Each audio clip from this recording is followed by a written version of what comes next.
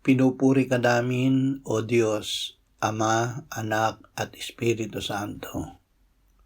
Salamat, Ama, na ibinigay mo sa amin si Jesus na iyong anak, na namatay para sa aming kasalanan, iyong muling binuhay, iniakyat at iniluklok sa iyong kanan sa langit.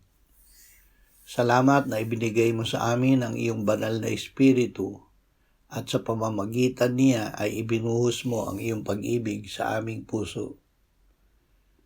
Panginoong Hesus, ikaw ang katuparan ng mga sinabi ng Ama sa banal na kasulatan. Hindi namin ito mauunawa ang lubos kung hindi ikaw rin ang magbibigay ng liwanag nito sa amin.